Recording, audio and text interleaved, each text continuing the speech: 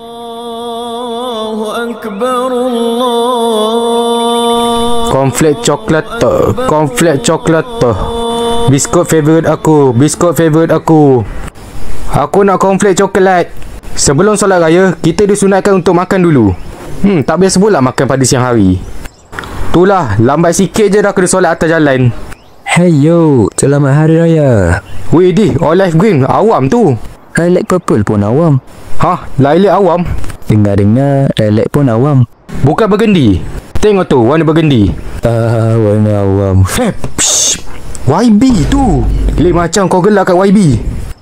Susahlah nak ikat samping. Kantoi pakai tali pinggang. Seperti sedia maklum, saya nak cornflake coklat. Biskut favourite aku. Tapi orang lebih suka cornflake madu. Diam.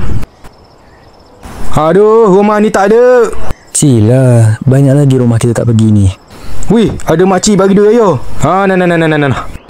Tak dapat ah. Kau dah tak layak kot. Kau kan 16 tahun. Weh, biskut tu. Cornflake coklat ke? Tak, tapi geng dia ada cornflake caramel. Hazril, dah besar kamu ni makcik. Lama tak jumpa. Dulu masa kecil kamu selalu main dengan anak makcik ni. Cousin kamu lah. Ingat lagi tak dia? Mia. Alamak, makin cantik pula dia. Hai. Ingat lagi tak kita main kahwin-kahwin dulu? Aku nak cakap apa ni? Cousin mana boleh salam? Banyak duit raya. Cornflake coklat tak jumpa. Duit raya tak dapat pun lagi. Biskut tu rare sangat kot. Duit raya pun tak dapat lagi. Duit raya pula. Kau terlalu dewasa untuk dapat.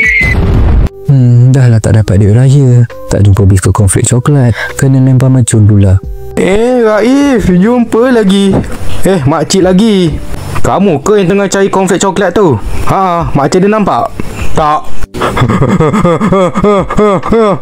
Seseorang, tolong berikan mangsa cornflake coklat.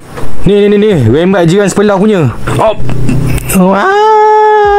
Alah, cornflake ku sayang. Alhamdulillah, dia dah jumpa dah kekasih hati dia. Makcik, apa password wifi sini? Nak buat status ni. Kurang hajar tol.